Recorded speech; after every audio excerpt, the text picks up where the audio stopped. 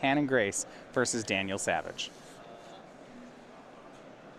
So this is from both teams with 2 losses. Looking across our matchups, in the middle seat we have Kevin Toolan playing Burn. He's going to face off against the Jeskai control deck. Maybe you'll see those Lightning Helixes be good. This is their spot. In the standard match, Andrew Hollingsworth on green-red ramp is playing against Kevin Jones's Esper aggro deck. That's a matchup where I'm happier to have counter spells than Mardu cards. Yeah, on the surface, I like the matchups, all of them, for the team of Grace, Fear, and Jones. Mm-hmm.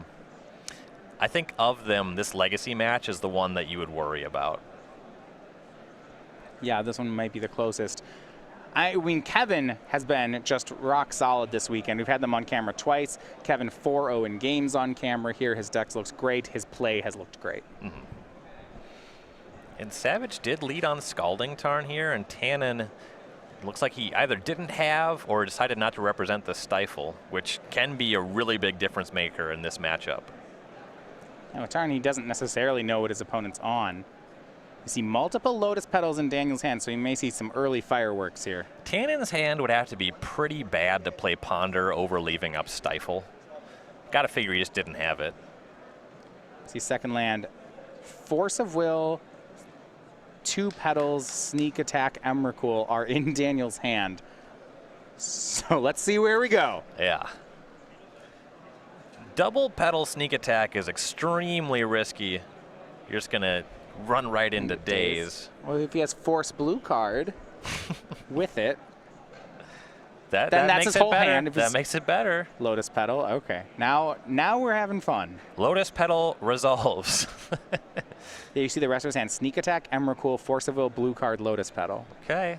Let's play all 5. Second Petal. Sack the petals. Sneak Attack. You gonna Daze it or force it? It's like he resolves. Uh-oh. Uh-oh. Yeah, Tannen just with multiple brainstorms, just some kind of nonsense that he has to convert. And under the Sneak Attack. All right, so Ryan Sneak Attack's on the table. Tannen has no discard for the Emrakul because he's playing Stifles instead. You can consider this game over. You can't stifle Sneak Attack in any meaningful way. Not when your opponent's at 19. For 1 turn. If you draw for 1 red mana. Not even necessarily a full turn. Yeah, Daniel doesn't have another land in hand. To be fair, Daniel should have fetched second Volcanic Island because Wasteland already just kind of colds him here off of his red mana. Oh, yeah. So if Tannen has a Wasteland for that Volcanic Island, maybe we have a game. That's so good. Brainstorm. I hope he finds it. That's the Force Will plus blue card in Daniel's hand. Can't deal with that. Don't believe it. I don't see a Wasteland. Yeah, with no Wasteland, there's just not going to be much more magic happening here.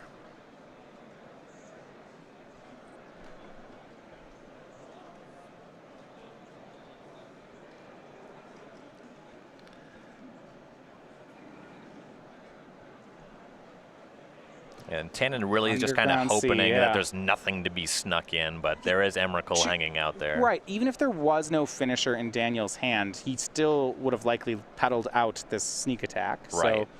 So Tannen can't be sure. You just want to get this on the table against blue decks. Here's Delver of Secrets, and here's Emrakul.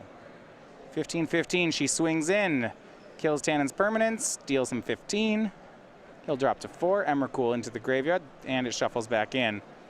Remember, Tannen's not conceding here. He just lost his permanents, so we're actually still playing. Daniel has to find another source of damage. And fetch land there for Tannen means no Wasteland in this turn either. Daniel did miss his 3rd land drop. Right, Daniel picked up Omniscience. He has Force of Will, Omniscience, and Cunning Wish. So I do want to look over then at the Wish board for Dan. Can he turn eventually that Cunning Wish into a threat or something he can do? Well, he has a sideboard Eladamri's Call. It costs green-white. You need to control Omniscience to actually do anything with this one. Yeah, that's something borrowed from the Omnitel package. We see Gurmag Angler's going to eat a Force of Will. Daniel pitching the Omniscience. Yeah, may as well. And casts Ponder. Can he find another monster? Not yet. No, doesn't look like we have Brainstorm, Preordained, Volcanic Island. Well, I'd keep those. I would shuffle those. You can do better with your Ponder. I suppose because of the volcanic island, this does protect him against wasteland, and it has a couple of cantrips. No, because you have time, you take both cantrips, and it's actually like wishing for more wishes in a way where you'll see more cards. If you want to just see the most cards possible, it's better to just take all the cantrips. Well, these cantrips need to hit. Using Preordained to draw into another cantrip, not ideal. I do think that the redeeming quality is actually the Volcanic Island, because it's kind of mopey with the cantrips. He does want to actually close the game, but now he's not just dead to Wasteland.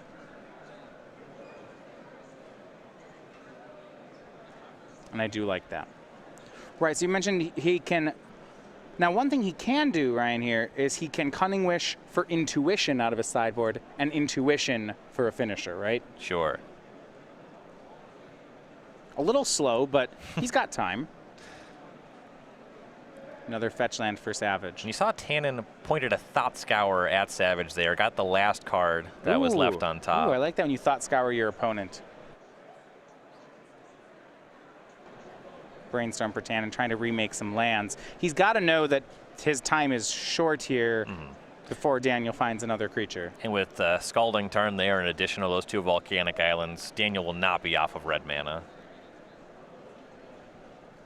And Tannen not playing any Spell Pierce. His counter suite is Daze, Force of Will, End of List. Now it looks like he does have Force of Will and a blue card. So when Daniel goes for this Cunning Wish or Intuition, Tannen will be at the ready. But he has not found another land yet. See, Daniel casts Cunning Wish, that gets hit by Force of Will.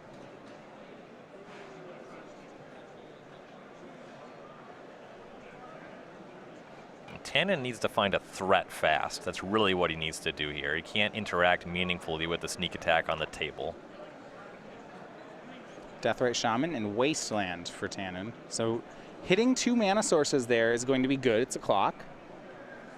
Yeah, Shaman, technically a clock. It takes some time, but the Sneak and Show deck does still have a decent amount of dead draws.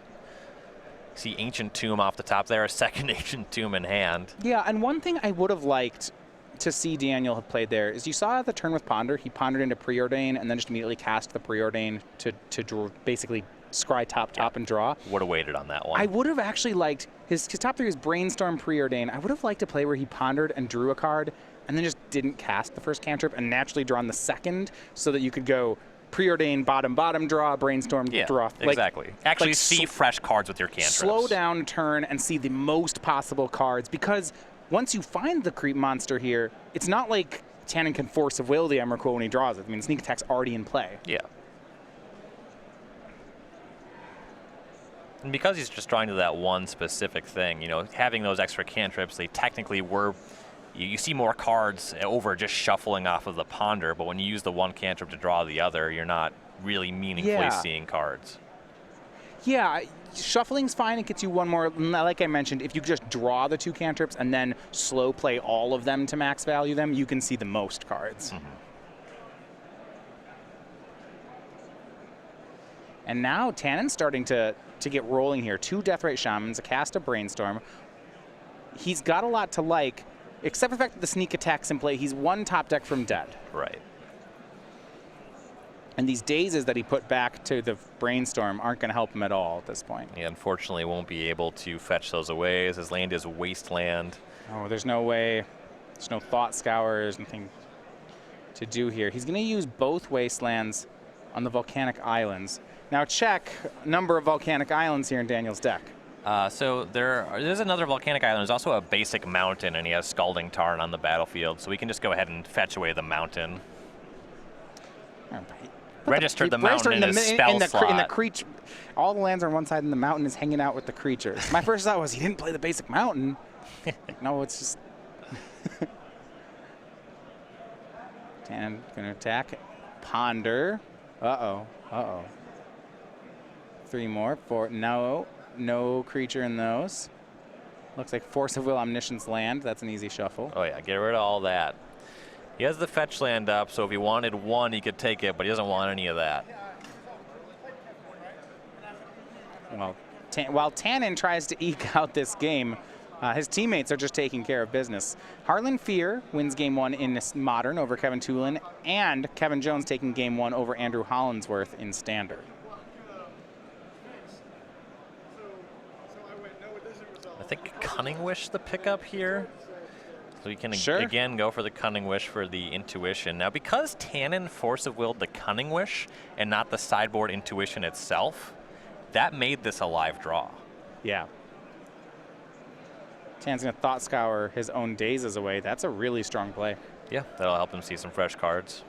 Yeah, and I was wondering with that Cunning Wish, is there a reason, or there a possible instance that Tannen would be scared of that would make him want to counter there? Well, now he's scared of the Sudden Shock in the sideboard because he's at 2. Oh! Indeed. Ooh, and Crack the Fetch by Daniel, and there's Stifle from Tannen. Okay. And now Sudden Shock can't be cast. No red mana, and now the Sneak Attack can't be activated. That Stifle was huge. Right, he can't. Okay. He's going to need red mana. Though with the red mana, he'll win uncounterably with the Sudden Shock. Tannen's doing this. Here's the Ponder. It's one of the things about Emrakul, it's not actually she's not a 20-point swing. Just Right. 15. And sometimes you see this happen with Sneak and Show where they manage to Emrakul their opponents and then can't finish. Yeah, if you're only going to get one hit in, you would prefer it be the draw 7 off of Gristlebrand. Right. Well, because then Gristlebrand usually draws the Emrakul and then Right. you do everything. Yeah, the draw 7 matters more, especially if your opponent's hitting land drops after you annihilate them.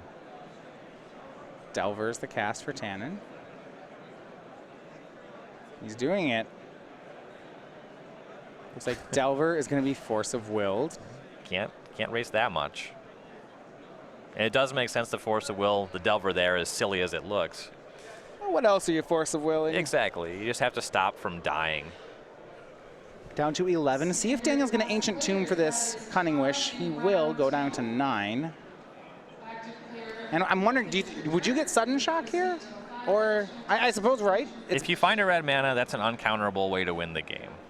Tannen doesn't have green Tannen mana has in Deathrise play. Shamans on the battlefield. He has a Delver in his graveyard. You can use one Shaman to make a green mana, another Shaman for the other, so the Sudden Shock's probably just dead. Right, so he's going to get the Intuition. Especially because you have to Cunning Wish for it face up. Tannen could just use a turn to gain 2 life. Omniscience, the pickup for Daniel Savage. And because these are cast off of Ancient Tomb, Savage had a functional 7. He needs to find something to cheat in and a red mana. So the Intuition does one of those things. Top of the deck still needs to do the other.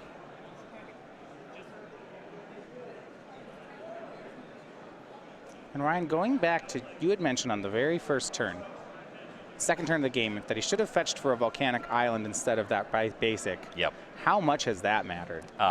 If he loses the game, that will be the mistake that decided it. Yeah, he could, if he had that Volcanic here, that last turn on when he end-step Cunning Wished, it could have been for Sudden Shock, and he would have just untapped and won. Right. Looks like he brainstormed into some creatures to cheat in, right, but still hasn't Emrakul. found the red mana. Well, he has Intuition, and if he has enough fetch lands... Well, he doesn't have a blue mana to cast that this turn. He needs to do it off of Ancient Tomb. Tannen has a Lightning Bolt in his hand. Right, we have to see... So Tannen will put Daniel down to 6. Does Tannen have 6 points of damage? He actually only needs 4. And there's a fetch land off the top. Lightning Bolt, Shaman activation, attack with the other Shaman. Attack for 1. Daniel's at 5. Wow. Tannen fetches down to 1, but yeah, Volcanic Island. It looks like it to me. This looks like 5. 1, 2, 3, 4, 5 on the Deathrite. What a comeback. Yeah, and that stifle from Tannen on that Scalding Tarn, that plus was the heads up wasting the other 2 duels there. Daniel checks with his teammates. Yeah, and that's 5. Tannen Grace takes the first game with Grixis Delver. Big comeback there for the team. And Tannen has to be thrilled about winning that game. Wow, so a clean sweep in game 1s for the team of Grace, Fear, and Jones. Well, look at some of the sideboards. Gotta feel like you let that Sneak and Show that's a hard one to lose. It is. Yeah. Anytime you resolve sneak attack, that should be just a win against a blue deck. Yeah, I mean, and you want it to be. I think if when you're experienced pilot here and you see these players are in day 2, there is some percentage where you're going to sneak attack an Emrakul and lose. That's part of the deck. Right. Let's look at the sideboards. Okay, so I want to start with Daniel Savage. 2 Pyroblasts, 2 Blood Moons, and then a lot of one-ofs. Now, many of these are part of the wish board for the deck. Right. You see, so the lack cards, I'll release the Ants all the way down through Firemind's Foresight. I don't believe any of those actually get boarded in any matchups. Right. Yeah, sometimes, you kind of want Kozilek's Return because it's easier to cast it on time over wishing for it. But it is a little dicey to bring it into your deck, actually. The cards you'll be bringing in, Blood Moon's great. There's no basic lands in Tannen's deck. Pyroblast both fights Counter Wars, kills Delvera's Secrets, so that one's quite good. Yeah, so his first 4 are good, and then I just want to do the last 3 because the other 8 are a wish board. Surgical Extraction, Flusterstorm, Sudden Shock. You might see Flusterstorm coming in just to fight Counter Wars, and actually there's a pretty good argument for that one. That's not one that you probably want to actually wish for. The other ones, I don't think that they're quite good enough. As the combo deck, you don't want to be casting Surgical against a blue deck. That's just pretty loose. All right. Now on Tannen's side, now he knows he's against a combo deck. I assume we're going to see some good sideboarding, and one of the things I like about Delver and Legacy is how well it plays its sideboard. Mm-hmm. So what do we have here? Yeah, so for the full sideboard, there's 3 Surgical Extraction, 3 Pyroblast, 2 Thoughtseize, a Forked Bolt, an Ancient Grudge, a Golgari Charm, a Bitter Blossom, a Marsh Casualties, a Pithing Needle, and a Null Rod. So there's actually a lot of good stuff here. The Pithing Needle shuts off Sneak Attack. Like that. That one's solid. Golgari Charm also can destroy Sneak Attack, so that one's reasonable for that reason. Does he generally get a window to destroy Sneak Attack? He did that game. It doesn't always happen. He has some stuff he wants to board out here. Those Lightning Bolts are not going to play in the sideboarded games. You don't really want to go heavy on sorcery speed creatures either, so frequently you'll see some of that stuff trimmed as well. The Thoughtseize are great. Pyroblast is great. Most combo decks, and I think this is certainly one of them, are a little bit too diverse to meaningfully surgically extract anything. Now, Tannen does have 2 Snapcaster Mage. Right. A little easier to convert that, but he has so much other good stuff and not a ton that he needs to sideboard out. I'm a little interested. So because Tannen's a Brainstorm deck, he can always shuffle it away. Because he's seen Intuitions out of Daniel Savage, that generally is a counter to Intuition. I mean, unless your opponent gets 3 different cards, but who does that? Right. Shouldn't come up in this match, I would have to figure. I guess if he has a show and tell, he can Intuition for Emrakul, Gristlebrand, Omniscience, but that's a weird one. Yeah. Frequently enough, they'll just find 3 of the one that they really want. Right. Tannen would just give him Emrakul and then beat him. Yeah, sure. Wait, no. If the Emrakul was actually show and tells into play, Sure, yeah, that's different. That's different. I don't know how to beat that one. He doesn't. Tannen does not have anything like Diabolic Edict in his board today. Right. All right, well, they're going to get ready for a second game. You see the other 2 matches already in game 2. Savage, Toolan, and Hollingsworth at 8 and 2, looking to gain back some ground here. Now, Star City Games, we have announced our next offering in our creature pre-release playmats. This is the Jolly Rover. This is being given away at the release of Ixalan, this pirate-themed, this motley crew of animals here looking to board that galleon. They're pretty wholesome pirates. By pirate standards. I do admire, though, they've all managed to work together here to form a crew. A lot of these are both predators and prey. Probably a lot of infighting on that ship. Or they're the best of friends, who knows? I don't know anything about these animals. I don't presume to know how they act around each other.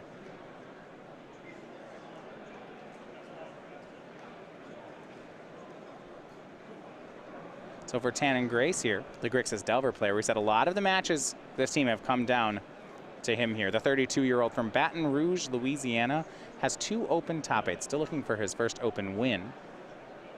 A professional Hearthstone commentator as well. Yep, Tannen's a really good dude. Strong Magic player. Recently came back to the game after a bit of a hiatus. I think we all take those periodically, but went right back to placing well in tournaments. Yeah, also known as the Tannen Grace, not a Tannen Grace. You don't want to mistake him for your longtime friend Tannen Grace. Well, things continue to go well here. For the 6 out of 6 now in games on camera, Kevin Jones putting the team... Oh, apologies here. Not Kevin Jones still playing, but one match is it's actually Harlan Fear taking game and match. No. Kevin. Some miscommunication. Kevin Toolan on the other Kevin side. Got two Kevins here. We have two Kevins.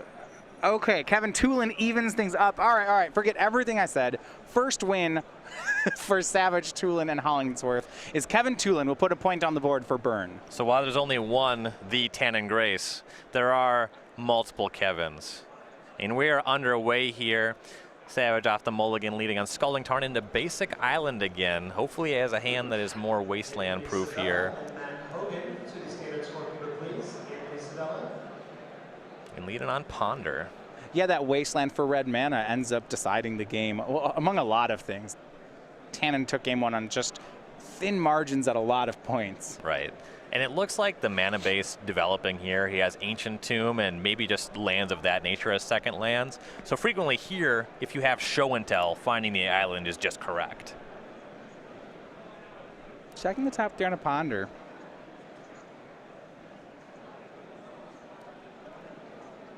Looks like we have Omniscience as one of the possible 3s.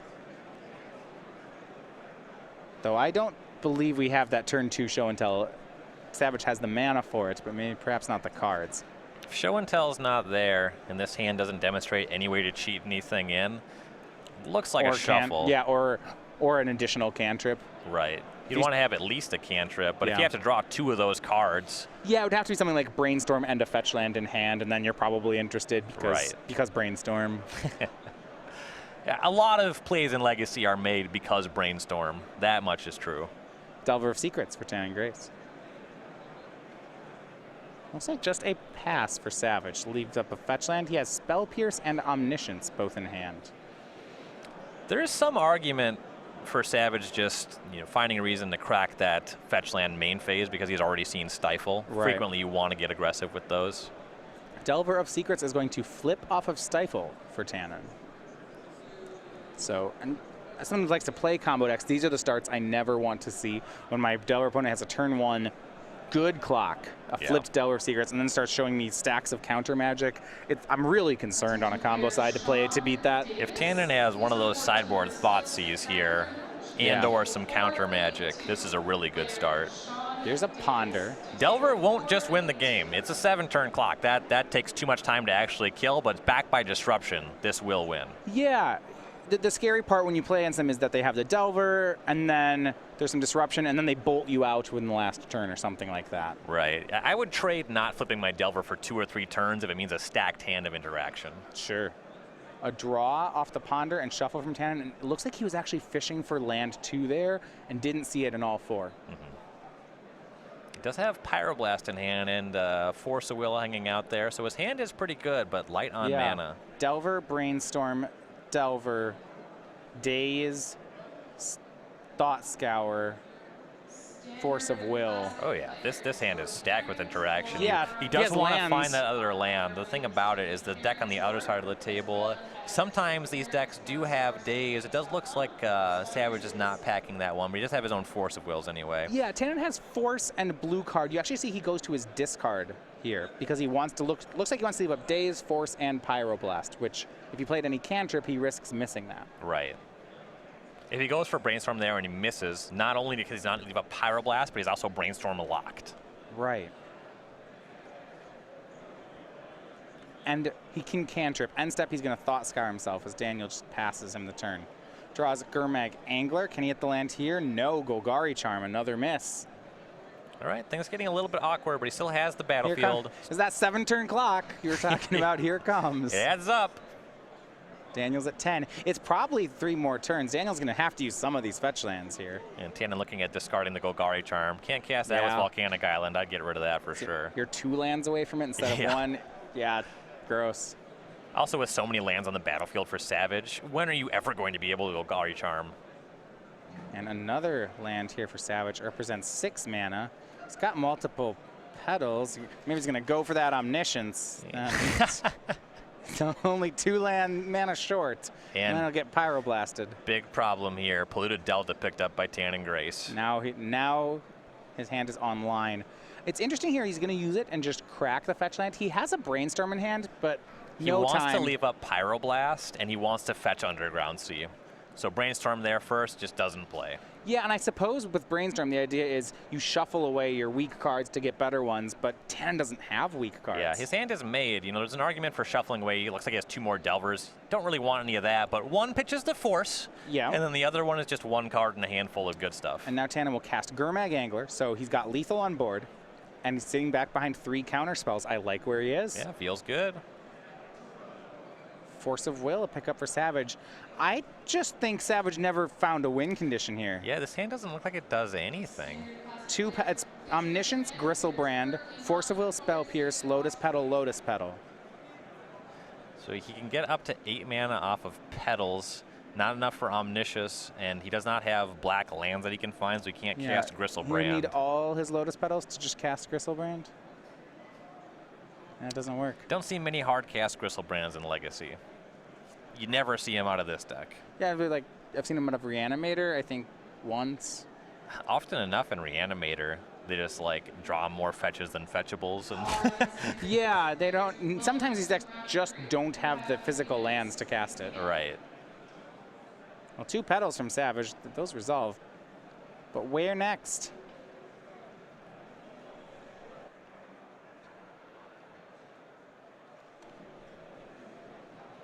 Ooh, and just no action. This looks like it's going to be a lethal attack. Unless we're missing something. A swing for 8. There was some awkwardness in Tannen's hand, but Daniel kept a speculative combo hand, and this is part of playing the deck. It was a percentage keep, and the percentage missed. Daniel was not able to present any sort of pressure. And 2-0, Tannen Grace, Grixis Delver is your winner. Yeah, one land hand can be a little bit dicey. He had the turn 1 Delver, some good disruption, and he hit the land before anything meaningful happened. You didn't have to expend any cards. And so now just down Harlan Fear or Kevin Jones can win their match, and it looks like they both are in game. Harlan in the middle of game 3, Kevin Jones going to game 3. Yeah, we have a win here in game 2 for Green Red Ramp and for Andrew Hollingsworth. So those 2 even up. We're going to jump over to our modern game underway. This is Fear versus Toolan. We'll see if Harlan can convert those lightning helixes into game wins. Toolan and Hollingsworth are going to need wins. So we're going to go over to the game. 11 and 12 our life totals. 11 for our burn player, Kevin Toolan. 12 for Harlan Fear on Jeskai Control. 12 is comfortable on a lot of battlefields, and this looks to be one of them. Harlan 5 lands facing on Monastery Swift Spear. Untapping here with Lightning Helix in hand. We mentioned how Lightning Helix has not been good this tournament, but this is the matchup for it. As long as he can get it under a Skullcrack, he should be in a great shape. If a Skullcrack happens, things might get dicey, but we're even still then, playing. Right. You see Spell Queller in hand too. Well, that makes this easy.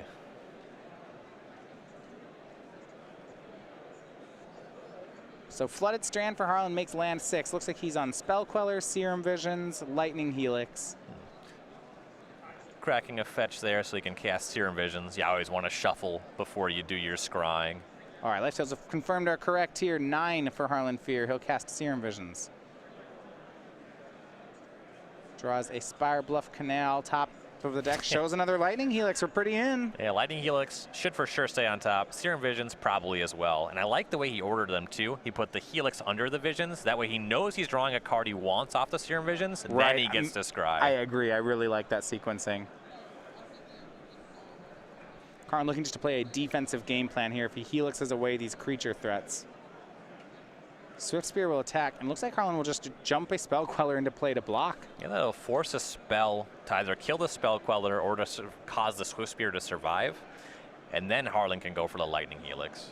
And it blocks. You see there is a Searing Blaze. in Kevin's hand. I don't believe there's landfall. He'll do 1 and 1 with the Searing Blaze. That forces the trade in combat because it knocks the toughness off. Well, it actually wins the combat for Swift Spear unless Harlan makes a play. But it's still a gain for Harlan because now there was just a Searing Blaze cast without landfall on Kevin's side. It's like Harlan gained 2. Yeah, it took a lot of damage off of that. And Spellqueller's down. Harlan's going to Lightning Helix the Swift Spear, and Skullcrack is the play. All right, so now Harlan does have a clear window to use Lightning Helix. Yeah, I was interested on the timing there. Harlan could have attempted to save his creature with the Lightning Helix. Either way, though, here's another Helix. That one's going to shoot upstairs. Harlan going up to 8. So the Swift Spear already had 3 toughness with the spell already resolved. Maybe went a little bit too fast on the Blaze. But if he just points the Helix there in response to the Prowess trigger, he can get it. Right. Suspended Rift Bolt for Toolan. Both players at 8. It's a burn race now. Harlan with Lightning Bolt Electrolyze. That's a lot of damage. 5. Celestial Colonnades 4 more. Okay, puts Kevin down to 4. You're right. Harlan has lethal on the next turn. He'll go to 5 off this Rift Bolt. Can Kevin finish him off here before Harlan untaps? Ooh, there's a fetch land in hand, so that's a no. Don't think so. There's no 5-point burn spell. So for Harlan,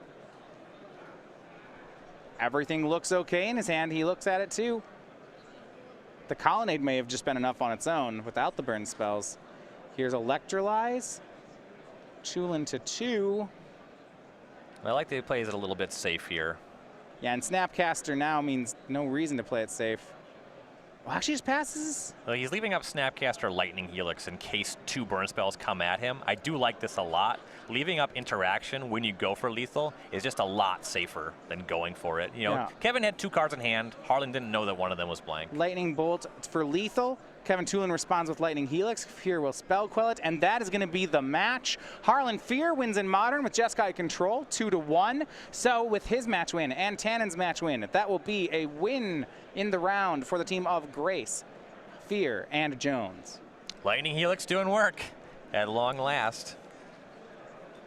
Saw it previously not match up well against some Thought-Knot Seer.